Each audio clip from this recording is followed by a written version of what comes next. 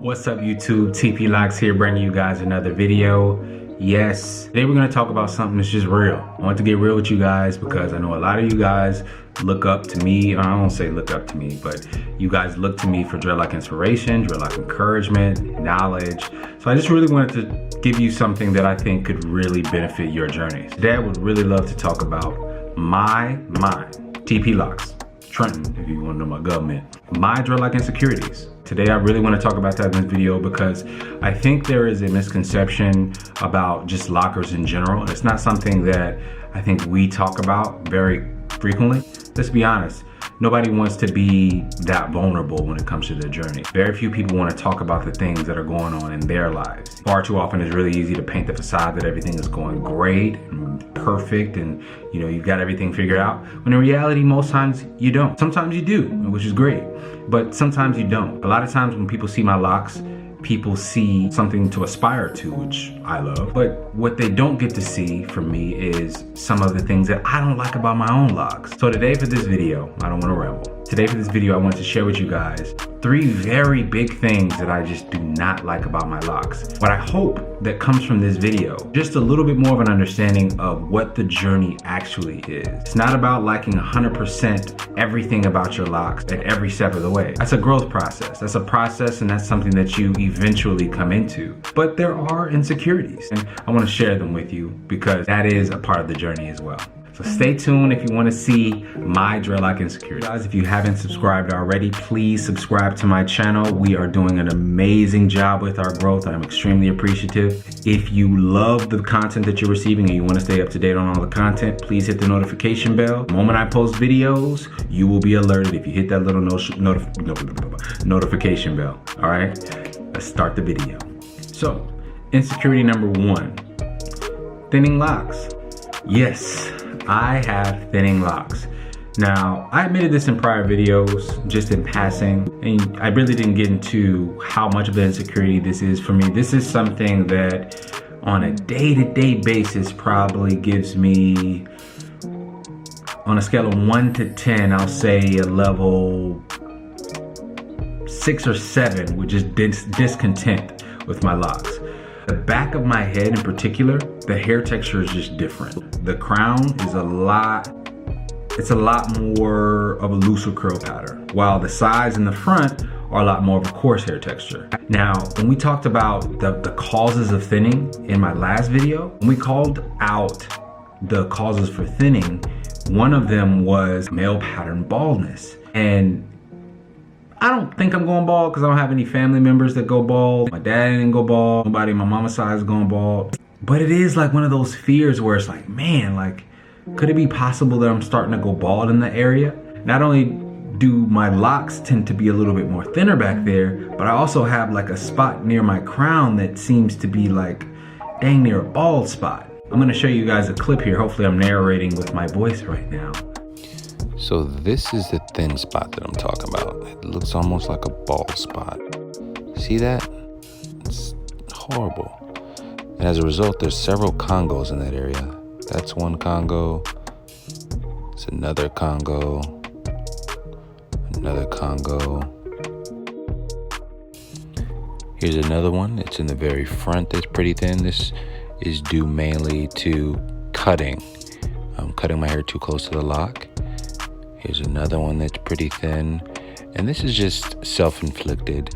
This is something that I can absolutely control, but it is bothersome nonetheless to have thin locks. Thinning locks is just one of those things that is really, really scary because you think you know why your locks are thin in a certain area. Like you think it's a particular reason, but you never really know until you like go to the hospital or have a doctor tell you what it is. And I'm not a person that's going to a hospital to find out if I'm balding or not, but I do know for a fact that I got some thin locks.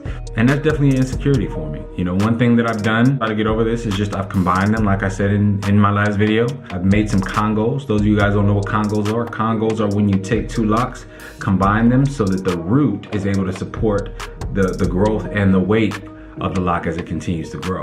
I got several congos. It's troublesome for me because when I first started, I didn't think that I needed them. This last time, twisting my hair, my wife saw that there were several locks back there that were really, really thin. Several locks. So So of course we've since combined them. They're, you know, it's great, but you know, without rambling on too much, yeah, thinning locks. That is an insecurity of mine, and you know, I'm still working on it. Insecurity number 1. So insecurity number 2, the tips of my dreadlocks. Yes, those of you guys who have been following me for a while know that I dyed my hair not too long ago. Ever since then, the damage from that bleach has been irreversible. The tips of my hair has been forever altered. At the point where I had dyed my hair, I was kind of at that space lengthwise where I was like, I felt really comfortable. I just kind of wanted to change. I had dyed my hair literally probably 2 weeks prior, and I decided, never had the Odell blonde before, let's get the Odell blonde. So I thought, you know, because up to this point my hair just seemed indestructible, I thought that I could leave the dye on a lot longer than I had typically left it, and I could also add heat. Those of us with darker hair, especially locks and curly hair, know that it's really difficult to get your hair to that light blonde color. So I thought to myself, okay, let's put the bleach in, let's let it sit in there for a long time, and let's add heat so we can help it. The good news was I got the color that I wanted. The bad news was my hair paid the price. Since then, the tips of my hair have not been the same. You can kind of see from the clip. So I want to give you guys a close-up here. You can see this first tip is very frayed. It almost looks like it's coming apart with the cylindrical coil curl. I've got another one here that's just a little bit on the frayed side. It's not blunted at all. That one you can see it's not blunted. And see, it's just several of them that are still in that coil curl form. The hair is just reverted back in a lot of the places that the dye was, and you can see it. It's not a great effect. It's not a great blended lock look, and it's what I'm dealing with. It's really troublesome for me because I don't know if that hair is gonna fall out at some point, or if I'm just gonna have to cut it when my hair gets longer. Like it's just really an insecurity for me, because anytime you got a significant piece of your lock that is like really damaged, you always sort of feel like there is a small fraction of your growth that's not actually real, if that makes any sense. But you know, that is an insecurity of mine. What I try to do to combat this insecurity as I continue on my journey, just make sure that I'm doing all the right things from here on out. Can't control what happened yesterday, can't bring my tips back. All I could do is use the products that I'm using, taking my vitamin, doing everything that I know that I can to make my hair stronger, so it does have the best chance that it can to grow healthy and to just stay healthy and to be strong. So that's insecurity number 2, my dreadlock tips. Insecurity number 3, the length. This is one of those insecurities that we tell people, especially me. I'm a big little hypocrite, all right? We tell people not to stress. We tell people not to worry. Your hair is gonna grow. I'd be lying to you if I told you on a month-to-month basis I wasn't concerned or disappointed by the inability to put my hair in certain benchmark styles. The fact that I can't do a pony or a pineapple right now, or a ponytail of any kind, is like bothersome. It's not like on a scale of 1 to 10, it's not like a 10 or a 9 or anything like that, but it's like a 4.5 nuisance. Like those benchmarks, especially after having your locks for a year and 6 months now, those are some benchmarks that you really want to kind of knock out. Just, you know, I'm human. You know, after a year and 6 months, I really want my locks to be a little bit further down the journey. I love how my hair is growing, but the inability to have the styles, it can be a little troublesome. You know, all I do to kind of get through this is just make sure I am doing everything that I can. Vitamins, we talked about this in the prior insecurity, but I'm doing everything I can to make sure that my hair grows the way that it needs to. I do love, as of late, I love the way that my hair is laying. I love the way that it's been growing. You guys saw that I did a little 2-strand twist last week, and I even did a twist out that you guys didn't get to see, unfortunately, unless you follow my Instagram. But yeah, I've been able to do and sort of have some versatility, but to not be able to have the ponytail in your arsenal as a locker of a year and 6 months, you know, it's a lot. You know, I get lockers like Seba Treyu, and I see, you know, he's over 5 years in the game, and he is just amazing length, right? There's not a point of envy because, you know, shout out to my dreadlock brethren there, man. He's got an amazing channel. Go check it out. But you kind of want that lock as well, or that length as well. You want that length. You want that status. I commented a video not too long ago, and I was like, man, when you get to 5 years, that's like guru status. You know, every locker longs to get to that space where, you know, you just get that length that's down your back, and you could call it an insecurity or just something that you're dissatisfied with your locks. You know, the length and just being at this consistent, like, not even shoulder, I'm sorry, ear length. It's aesthetically, you know, it's just not the best. But again, I say this and I'm being vulnerable with you guys. You know, on a day-to-day basis, I do think about it, but is it something that makes me take an overall negative disposition of my locks? Absolutely not. I love my locks. But this is just one of those, you know, soft spots for me. Sometimes I look in the mirror and I'm like, dang, I wish my hair was longer. That's just real. I'm being as transparent as I can with you guys because I want you guys to understand this is just a part of it. You know, the commitment of the lock journey is not about stuff looking pretty. So, yeah. Third insecurity. So it would only be right if I showed you just a demonstration of my length.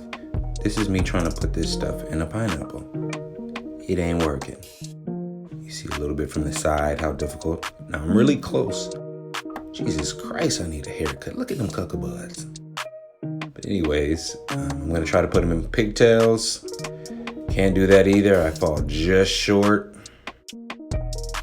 That's my length. So we talked about my 3 insecurities. We talked about my thin locks. We talked about the fact that I want my locks a little bit longer. We also talked about the fact that I don't like my dreadlock tips. I didn't share these things with you guys because they ultimately alter just how I feel about my locks in general. Love my hair. I love my journey. I love the process. And I love bringing you guys these videos every single week to help you with your journeys as well. The reason why I was sharing this with you guys is because I wanted you guys to understand that your lock journeys aren't gonna be perfect. There are gonna be things that you don't like about your locks. And they're things that you're gonna be consistently growing through as your journey progresses. Never look at one of us and think that it's gonna be perfect. You know, you're not gonna have any complaints, and it's just gonna be peaches and cream and rainforest and Toto and dogs and puppies and stuff like that. As it goes on and you continue to stay committed, you get stronger and stronger and stronger, and that process just becomes more enriching to your life. I love my journey right now. In my adolescent phase, I love waking up to my locks. I've had nightmares that I cut my locks. I love my hair. But at the same time, there are things that, you know, can be sore spots here or there. So I hope this video has helped you. I hope you understand all of us have insecurities, whether it be with our hair, whether it be just real life, whether it be with our bodies. Just insecurities are a part of life. They don't have to be things that hold you back. They can be things that encourage you and encourage others.